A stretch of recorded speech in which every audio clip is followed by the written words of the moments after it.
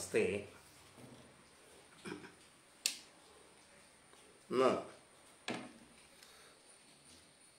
ഞാൻ ഒരു പോസ്റ്റ് ഇട്ടിരുന്നു, എങ്ങനെ നമുക്ക് കടങ്ങൾ തീർക്കാം അല്ലെങ്കിൽ കുറച്ചുകൊണ്ട് വരാം എന്നൊരു പോസ്റ്റ് ചെയ്യാമെന്ന്. ഇത് ജ്യോതിഷം മാത്രമല്ല, എൻ്റെ മുമ്പിൽ വന്നിരുന്ന പലരും കടമാണ്, ജീവിതത്തിൽ കടബാധ്യത കൊണ്ട് നിൽക്കാൻ പറ്റാത്ത അവസ്ഥയാണ് എന്നൊക്കെ ഇഷ്ടംപോലെ പ്രശ്നങ്ങൾ, കടവും ധനവും തൊഴിലും ആയിട്ട് ബന്ധപ്പെട്ട കാര്യങ്ങളാണ് കൂടുതലും എൻ്റെ മുന്നിലേക്ക് വരുന്നതല്ലോ, കുടുംബ പ്രശ്നങ്ങളുമൊക്കെ. അപ്പോൾ പലരുടെയും ജീവിതത്തിൽ ജ്യോതിഷത്തിൽ കടം വരാനുള്ള യോഗമോ കാര്യങ്ങളോ ഒക്കെ ഉണ്ടെങ്കിൽ നിങ്ങളുടെ ജാതകത്തിൽ ആ കാലഘട്ടങ്ങളിൽ വളരെയധികം ശ്രദ്ധിച്ചില്ല എങ്കിൽ അങ്ങനെയുള്ള പ്രശ്നങ്ങളൊക്കെ ഉണ്ടാകും. എന്നാൽ ഇതിനെ നമുക്ക് മറികടക്കണമല്ലോ.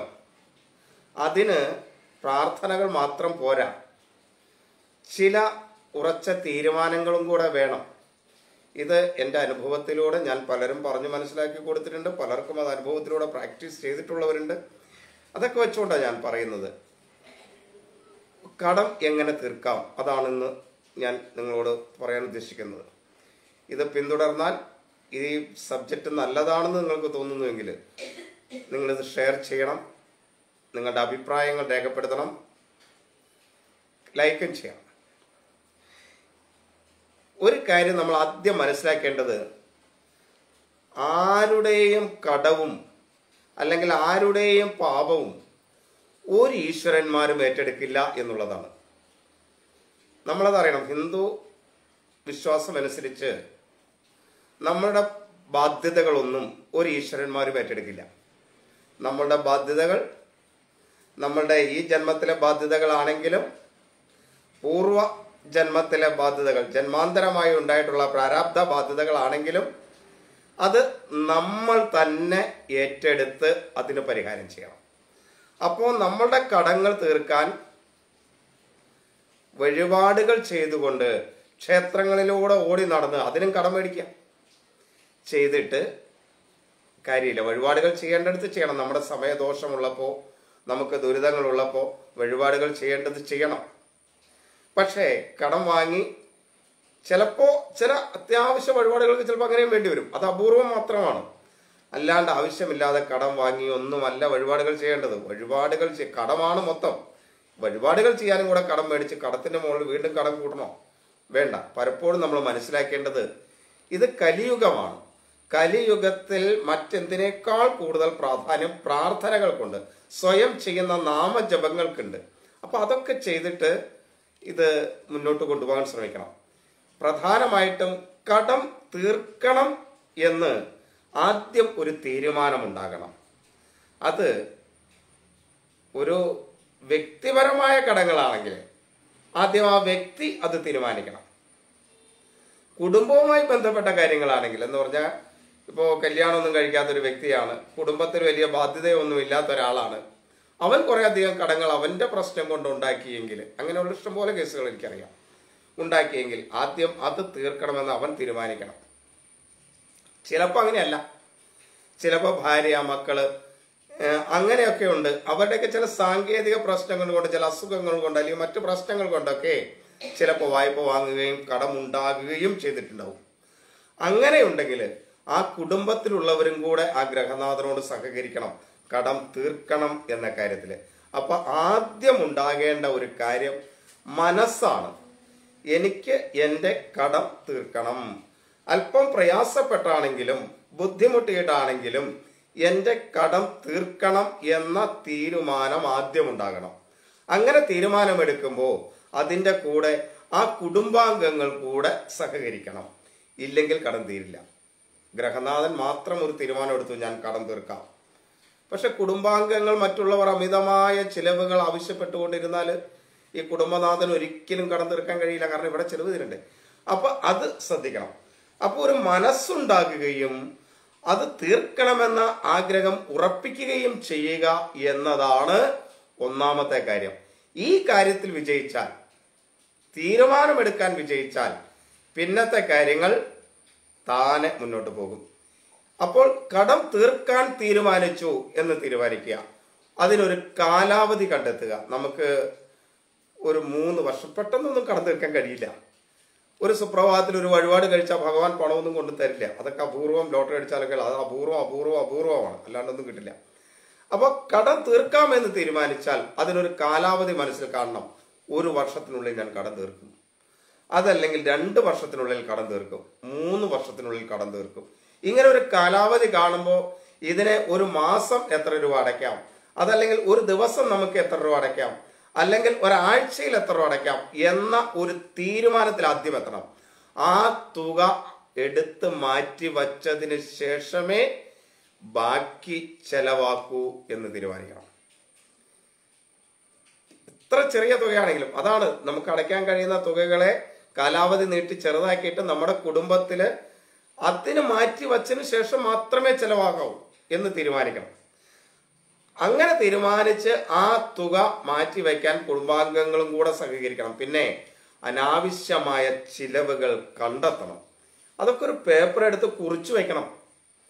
ഒരു മാസം അതിനുവേണ്ടി ബുദ്ധിമുട്ടുക, ഈ മാസം എനിക്കുണ്ടായ അനാവശ്യമായ ചിലവുകൾ എന്താണ് എന്ന് കൃത്യമായിട്ട് കണ്ടെത്തണം. അനാവശ്യമായ ചിലവുകളെ പൂർണ്ണമായും ഒഴിവാക്കണം. കാരണം നമ്മളുടെ ഏറ്റവും അത്യാവശ്യം എന്താണ്? കടം തീർക്കുക. അത് വലിയ ബാധ്യതയാണ്. മാനസികമായി ഒരു സ്വസ്ഥതയും തരാത്തതാണ് കടം. എങ്ങനെയെങ്കിലുമൊക്കെ തീർക്കാം എന്ന് തീരുമാനിച്ചാലും കടം തീർക്കണമെന്നൊരു ആഗ്രഹമുള്ള വ്യക്തിയെ സംബന്ധിച്ചിടത്തോളം ഒരു ചെറിയ കടം പോലും മാനസിക സ്വസ്ഥത നൽകില്ല.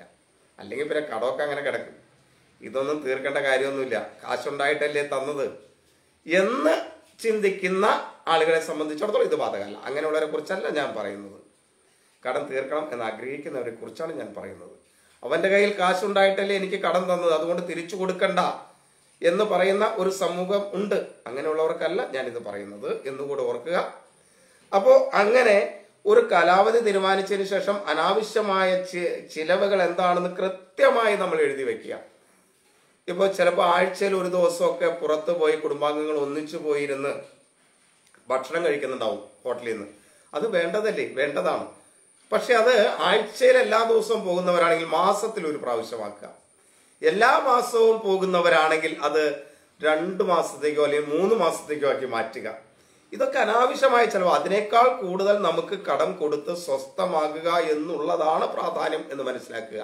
ഇതിന് കുടുംബത്തിലുള്ളവരുടെ സഹകരണം കൂടെ വേണം.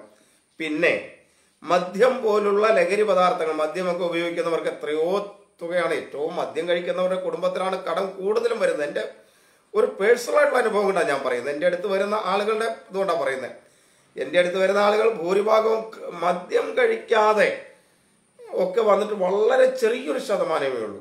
ലഹരി പദാർത്ഥങ്ങൾ ഉപയോഗിച്ച്, മദ്യം ഉപയോഗിച്ച്, ആ കുടുംബത്തിൽ ഒരാൾ മദ്യം ഉപയോഗിച്ച് അദ്ദേഹത്തിന്റെ ചികിത്സയ്ക്ക് വേണ്ടി, അദ്ദേഹത്തിന്റെ രോഗങ്ങൾക്ക് വേണ്ടിയൊക്കെ മറ്റുള്ളവരുടെ കൂടെ ധനം കടം മേടിക്കേണ്ടതായി വരുന്ന, മറ്റുള്ളവർക്ക് കൂടെ കടം മേടിക്കേണ്ടി വരുന്ന ദുരിതാവസ്ഥയിലേക്ക് എത്തിക്കുന്നുണ്ട് പലരും ലഹരി ഉപയോഗിക്കുന്നവർ. അതുകൊണ്ട് ഏറ്റവും ആദ്യം തീരുമാനിക്കേണ്ടത് ആ കുടുംബത്തിൽ ആരെങ്കിലും ഉണ്ടെങ്കിൽ അത് ഒഴിവാക്കാൻ തീരുമാനിക്കുക. പ്രത്യേകിച്ച് കുടുംബനാഥൻ ലഹരി ഉപയോഗിക്കാതിരിക്കുക. കാരണം തൻ്റെ മക്കളോട്, തൻ്റെ മക്കൾ തന്നെ കണ്ടാ പഠിക്കുന്നതേ. നമ്മൾ അയൽവക്കത്തുകാരെ കണ്ടു പഠിക്കുക എന്ന് പറയാൻ ഇടവരുത്തരുത്. മറിച്ച് നീ എന്നെ കണ്ടു പഠിക്കുക, ഈ അച്ഛനെ പോലെ ആയിത്തീര് എന്ന് പറയാൻ നമുക്ക് യോഗ്യത ഉണ്ടാകണം. അതിന് ലഹരിയൊക്കെ ഒഴിവാക്കി നല്ലൊരു കുടുംബനാഥനാകണം. അപ്പോ മക്കൾ ഈ ഭാഗത്തേക്ക് തിരിഞ്ഞു പോകുമ്പോൾ അഭിമാനത്തോടു കൂടി പറയാൻ കേട്ട നീ അത് ചെയ്യരുത് എന്ന്. ഇല്ലെങ്കിൽ മക്കൾ തിരിച്ചു ചോദിക്കും, നിങ്ങൾ അതല്ലേ ചെയ്തത്, പിന്നെ നിങ്ങൾക്ക് എന്ത് യോഗ്യതയുണ്ട് എന്നോട് അത് ചോദിക്കാൻ എന്ന്. പലപ്പോഴും പല അധ്യാപകരും വീഡിയോ ഒക്കെ വലിച്ച്, ഇപ്പൊ അതൊന്നുമില്ല, ഇപ്പൊ സിഗരറ്റ് വലിക്ക് കുറവുണ്ട്. പണ്ടൊക്കെ ഞങ്ങളുടെയൊക്കെ ചെറുപ്പത്തിൽ സിഗരറ്റൊക്കെ വലിച്ചുകൊണ്ട് നിൽക്കുന്ന അധ്യാപകരാണ് പറയുന്നത് മക്കളെ സിഗരറ്റ് വലിക്കരുത്. എങ്ങനെ നന്നാവും? നന്നാവില്ല. ആ ഒരു കാലഘട്ടം പിള്ളേർ ചോദിക്കും, അപ്പൊ ആ ചെയ്യണതോ? ഇന്നത്തെ കാലം മാറി. അന്ന് അത് ചോദിക്കില്ലായിരുന്നു. അന്ന് അധ്യാപകർ പറയുമ്പോൾ അവനങ്ങനെ പറ്റിപ്പോയി, എനിക്കിങ്ങനെ സംഭവിച്ചു, ഇനി എനിക്കിത് മാറ്റാൻ കഴിയില്ല, നിങ്ങൾ ഇതിലേക്ക് വരരുതെന്ന് പറയുമ്പോൾ അവർക്ക് മനസ്സിലാവും. പക്ഷെ ഇന്ന് അങ്ങനെയല്ല പിള്ളേർ ചോദിക്കുക. ആ കുടുംബത്തിലും അങ്ങനെ തന്നെയാണ്. രക്ഷകർത്താക്കളോടും പിള്ളേർ അങ്ങനെ തന്നെയാണ്. ആ അച്ഛൻ, അമ്മ, അധ്യാപകൻ തുടങ്ങിയ ബഹുമാനങ്ങൾക്കൊക്കെ വളരെ കുറവുള്ളൊരു കാലഘട്ടത്തിലൂടെയാണ് നമ്മൾ സഞ്ചരിക്കുന്നത്. അത് മാത്രമല്ല, ശിക്ഷാ നടപടികൾക്കൊന്നും അധികാരമില്ലാത്ത ഒരു യുഗത്തിലാണ് നമ്മൾ ജീവിക്കുന്നത്. ആരെയും വഴക്ക് പറയാൻ പാടില്ല, തല്ലാൻ പാടില്ല, ഒക്കെ പാടില്ല. അപ്പൊ അതുകൊണ്ട് മദ്യം പോലുള്ള ലഹരി പദാർത്ഥങ്ങൾ ഉപയോഗിക്കുന്നവർ അങ്ങനെയുള്ള ചിലവുകളെല്ലാം നിർത്തുക. നിങ്ങളുടെ ഏറ്റവും വലിയ അത്യാവശ്യം കടം തീർക്കുക എന്നത് തന്നെയാണ്. അതുകൊണ്ട് അത് ഒഴിവാക്കുക. എന്നിട്ടോ കടം കുടുംബത്തിൽ ആകെയുള്ള കടമാണെങ്കിൽ വീട്ടിലെ ചെലവ് കുറയ്ക്കാൻ, ഇപ്പൊ ഭർത്താവ് കടം തീർക്കാൻ തീരുമാനിച്ചാൽ ഭാര്യയും മക്കളും അതിനോട് യോജിക്കാതിരിക്കുന്നുവെങ്കിൽ, അല്ലെങ്കിൽ അവർക്ക് അമിതമായ ചെലവുകൾ ഉണ്ടാകുന്നുവെങ്കിൽ ഈ കടം തീരാൻ എത്ര ശ്രമിച്ചാലും നടക്കില്ല.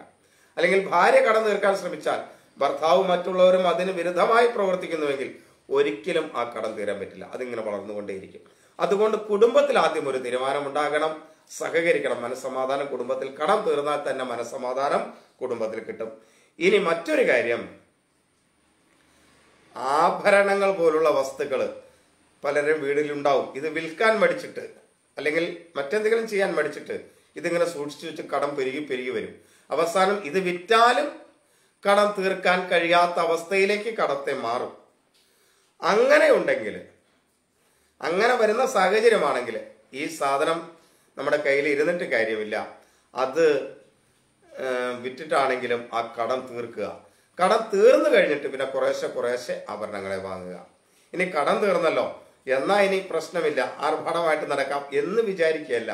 നമ്മൾ ഇത് വീണ്ടും സ്വരൂപിക്കുന്നതിന് വേണ്ടി തീരുമാനിച്ച് നമ്മൾ കടത്തിന് വേണ്ടി വിനിയോഗിച്ചിരുന്ന പണം ഇതിനായിട്ട് വിനിയോഗിക്കുക.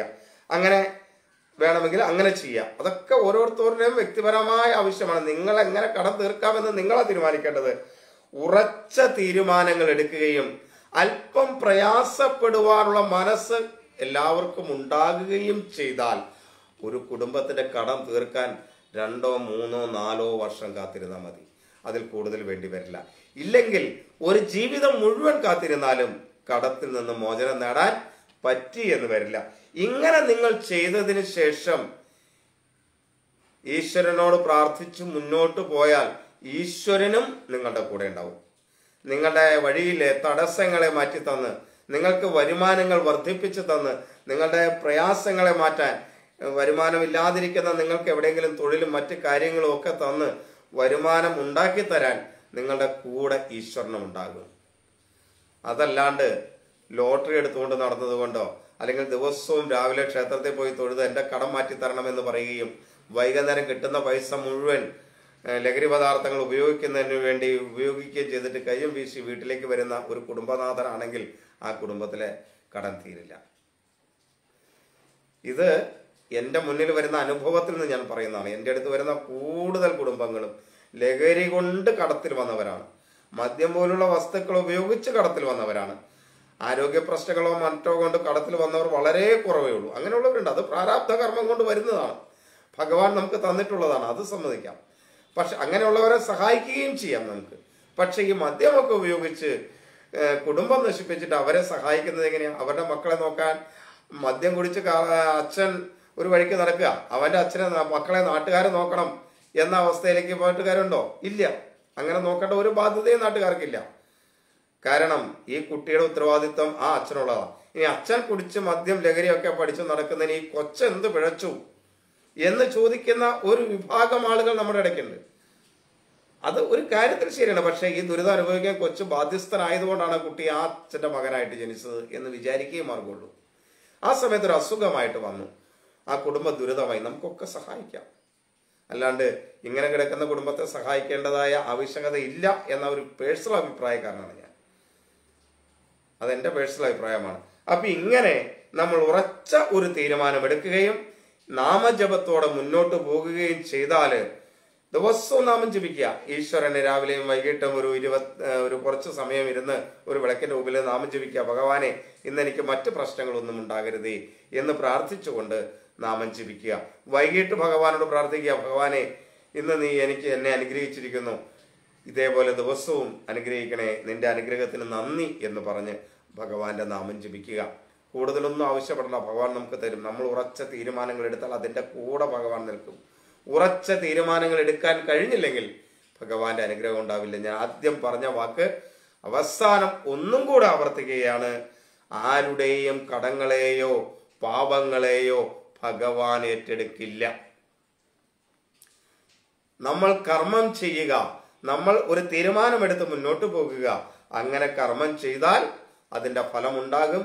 നമ്മളുടെ കുടുംബം സ്വസ്ഥമാക്കേണ്ടത് നമ്മൾ തന്നെയാണ് എന്ന് ഉറപ്പിച്ച് ഇത് കേൾക്കുന്ന എല്ലാവരും ഇനിയെങ്കിലും കടമുള്ളവർ അതെല്ലാം വീട്ടി സ്വസ്ഥമാകാനായിട്ട് ശ്രമിക്കുക.